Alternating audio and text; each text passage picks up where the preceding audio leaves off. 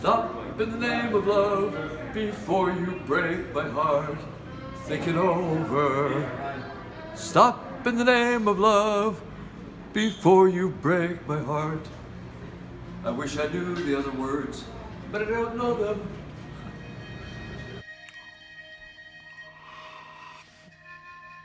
The question in my mind becomes, why did I have to lose 20 years of my life?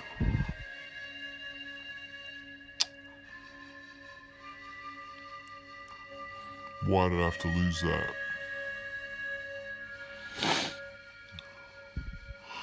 Yeah, I was here living.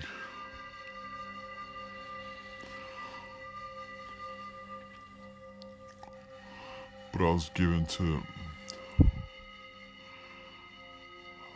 the psychiatric world. They took my spirit from me and medicated me. I wasn't permitted to deal with my emotions of the times. I wasn't permitted to have my strong emotions. Why is that we don't permit people to have strong emotions in this world, in our culture?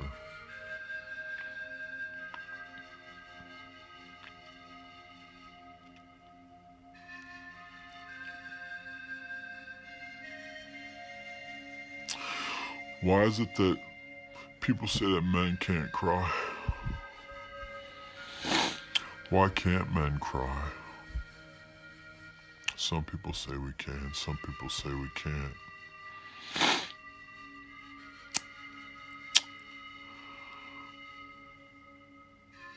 Why is it they say that people can't be angry? Why is it people say that we should forgive? How do you forgive something that kills you?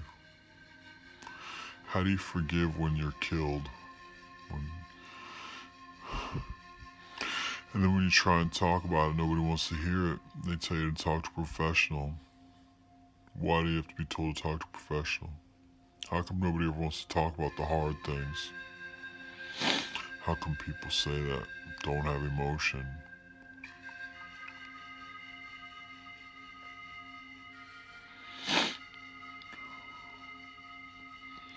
I think emotion gives you a place to come from. It gives you a guidepost. It gives you some of that heart. It shows your heart.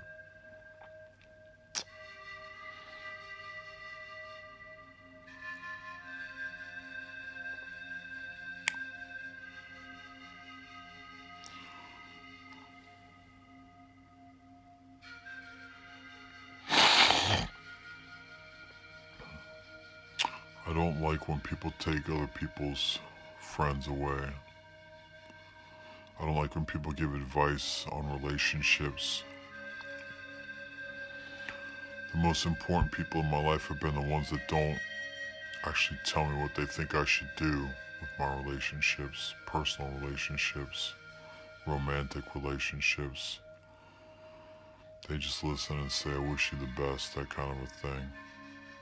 So,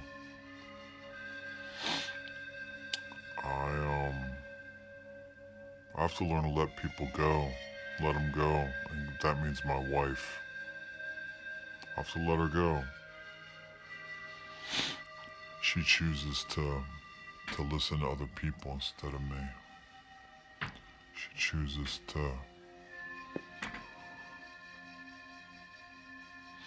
go with the crowd, to be cool, be part of the revolution, be the hipster. Well,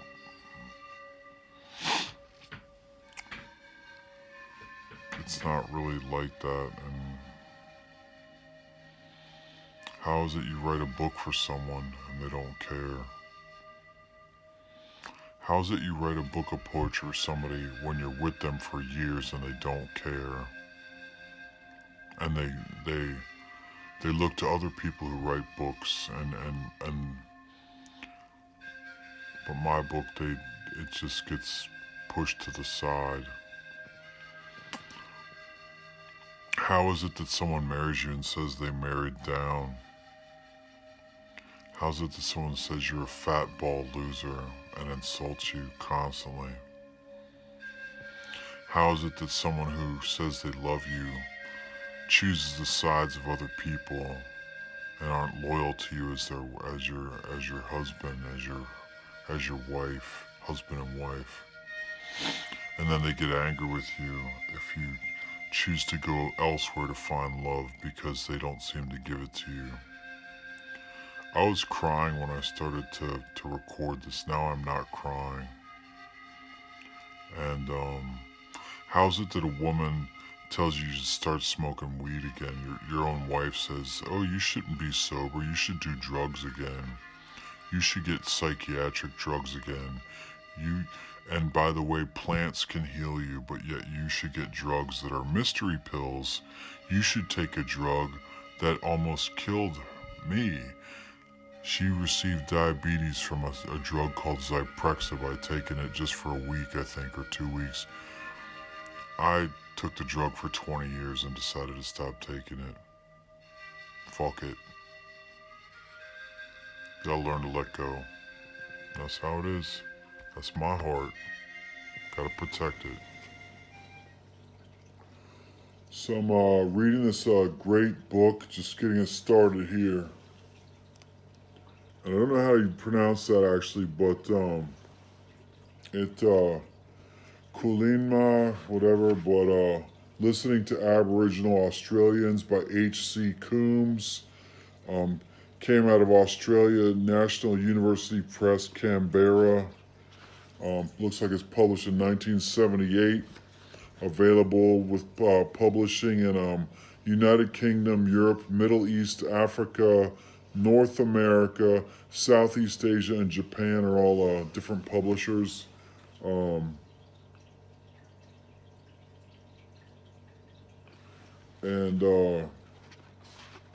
I just want to read one paragraph here. I'm trying to get myself back on track with my reading. I've been focused on myself way too long, and I need to really kind of get into other people's minds and try to understand where other people are coming from.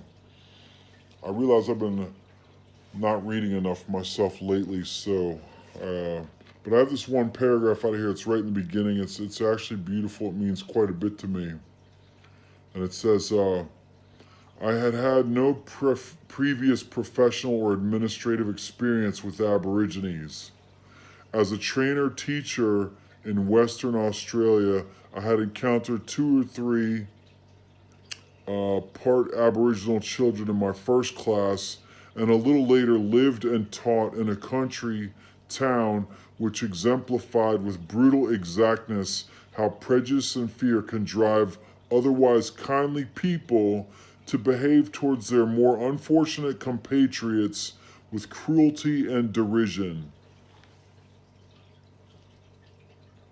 I can recall being surprised rather than outraged by this, but it gave me an added interest in the dark children who suffered from it.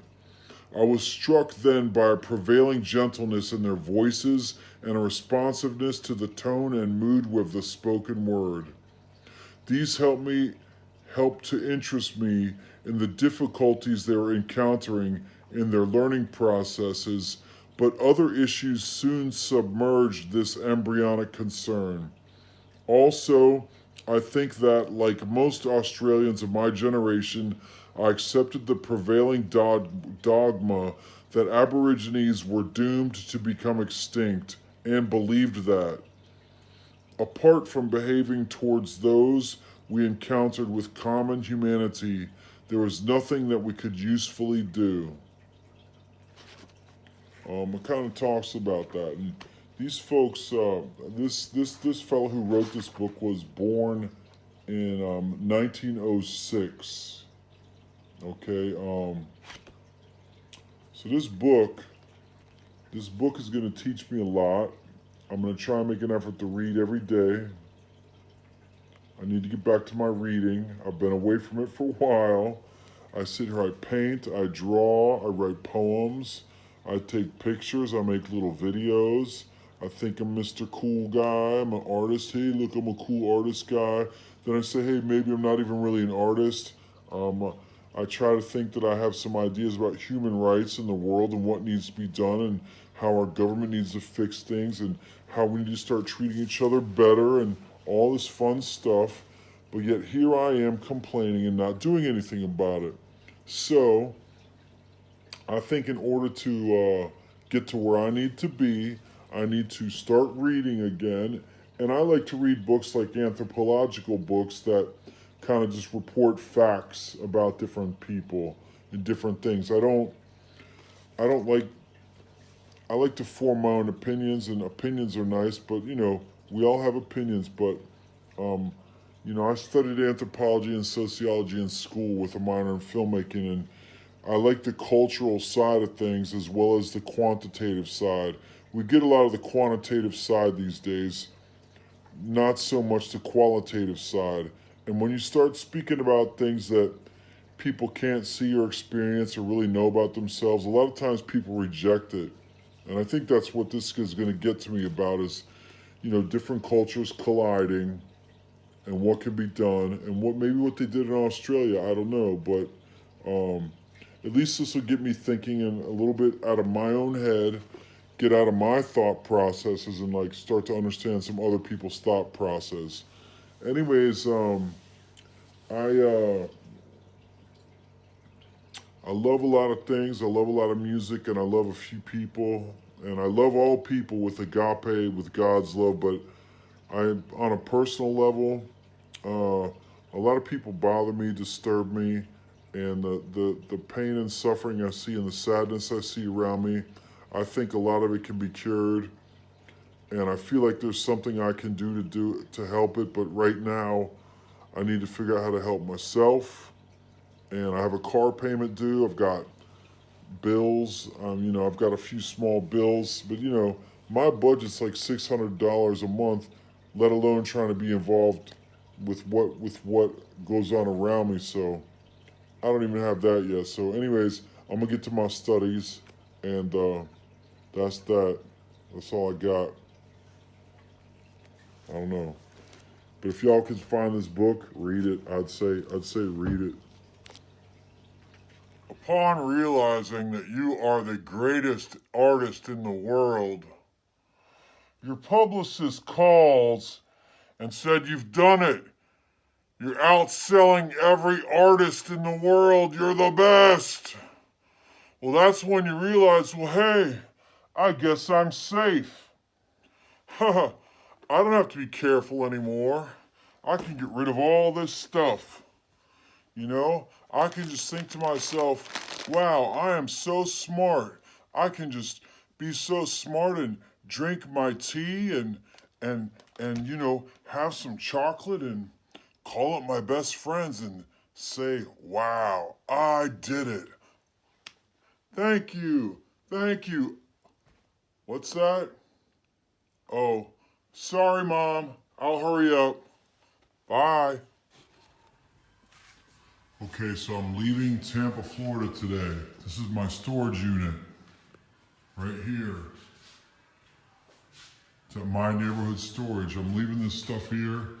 I've got it paid through the end of May. I've got a number of paintings here. This whole pile of stuff here is art. And I'm heading out because last night I was in Miami working on something in Windward Walls of painting, and they blocked down South Beach, nobody in or out of the island, and heard rumors they're gonna lock down Florida.